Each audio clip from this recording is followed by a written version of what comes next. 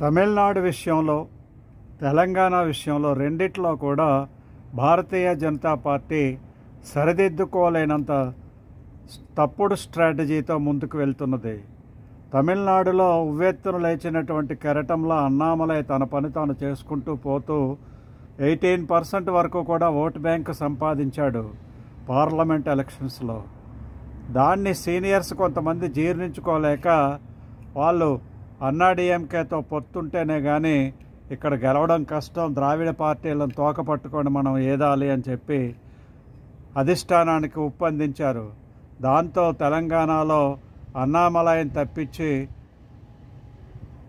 Edappadi పళనిస్వామితో election పొత్తును కుదుర్చుకున్నారు. ఏమైంది? ఇప్పుడు ఎడపాడి పళనిస్వామి చాలా వీక్ అయ్యాడు.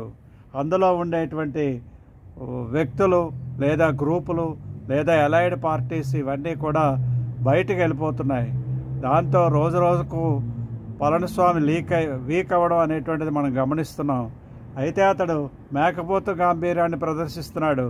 తనే నెక్స్ట్ సీఎం, ప్రజలందరూ కూడా తన్నే కోరుకుంటున్నారు అనేటువంటి విషయాన్ని సెంటర్కి మోస్తున్నాడు. కానీ అక్కడ గ్రౌండ్ పరిస్థితి అలా లేదు. మధ్యలో విజయ్ అనేటువంటి వాడు పుట్టుకొచ్చాడు. మరికొన్ని ప్రాంతీయ పార్టీలు బలీయమైన శక్తిగా ఎదుగుతూ ఉన్నాయి.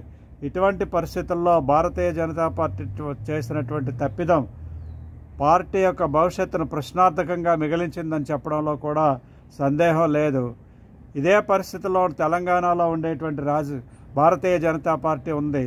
అక్కడ సఖ్యతతో ఎవరు కూడా పని చేయట్లేదు. ఎవరికి వారే యమునా తీరి పద్ధతిలో వాళ్ళందరూ ఎంపీలు ఎమ్మెల్యేలు పనిచేస్తున్నారు. ఎవరికి వాళ్ళే పెద్ద నాయకులుగా ఫోజు కొడుతున్నారు. ఎవరు కూడా పార్టీ పటిష్టత మీద పనిచేయడం లేదు అనేటువంటి స్పష్టం. మోడీ గారి గాలి కోసం ఎదురు చూస్తున్నారు తప్ప, మోడీ గారు బొమ్మ పెట్టుకొని గెలవాలనుకుంటున్నారు తప్ప ఎవరికీ సొంత బలం లేదు. ఇంక్లూడింగ్ బండి సంజయ్ కుమార్. ఇప్పుడు బండి సంజయ్ కుమార్ కేంద్ర మంత్రి అయిపోయిన తర్వాత అతడి యొక్క పరిస్థితి కూడా మారిపోయింది. దాంతో తెలంగాణలో కొన్ని ప్రాంతాల్లోనే బలంగా ఉండేటువంటి తెలంగాణలో ఇప్పుడు భారతీయ జనతా పార్టీ పరిస్థితి ప్రశ్నార్థకంగా మారింది. నాయకుడు లేని పార్టీగా అక్కడ విరాజిల్లుతూ ఉన్నది. అందరూ పెద్ద నాయకులుగా చెప్పుకొని తిరుగుతారు. ఎవరికీ కూడా అన్ని ప్రాంతాల మీద పట్టు లేదు. ముఖ్యంగా ఉత్తర, దక్షిణ, తూర్పు తెలంగాణలో పార్టీ బలం చాలా బలహీనంగా ఉన్నది. దాన్ని బట్టి చూసినట్లయితే రానున్న రోజుల్లో భారతీయ జనతా పార్టీ తెలంగాణలో కూడా బొక్కబొరలా పడేటువంటి పరిస్థితి ఉన్నది.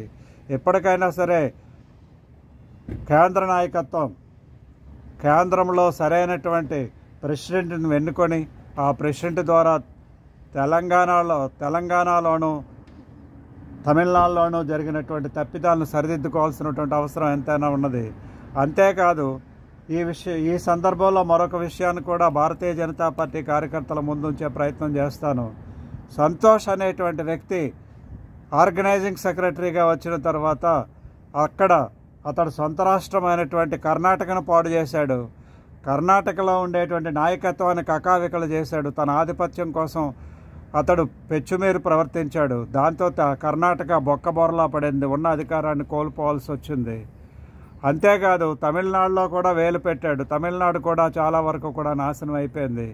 ఇప్పటికీ కూడా తమిళనాడులో అతని యొక్క మూలాలు ఉన్నట్టుగా కనిపిస్తున్నాయి. తెలంగాణలో కూడా వేలు పెట్టాడు. తెలంగాణలో కూడా చాలా వరకు పార్టీ నాశనం అయిపోయింది. కాబట్టి అతన్ని పక్కకు తెప్పించడమో లేదా అతనికి సరిదిద్దడమో చేయాల్సినటువంటి అవసరం ఎంతైనా ఉన్నది. రానున్న రోజుల్లో పార్టీ భవిష్యత్తును దృష్టిలో పెట్టుకొని దక్షిణాది రాష్ట్రాల్లో ఎదగట్లేదంటే ఇటువంటి వాళ్ళ నాయకత్వాన్ని కనుక కలిగించినట్లయితే స్వార్థపరంతో వాళ్ళు కొంతమందిని మాత్రమే, వాళ్ళకు పక్కపరిచే వాళ్ళని, వాళ్ళకి టీలు అందించే వాళ్ళని మాత్రమే నాయకులుగా గుర్తించేటువంటి సంతోష్ లాంటి వ్యక్తులను పక్కన పెట్టాల్సినటువంటి అవసరం ఉన్నది.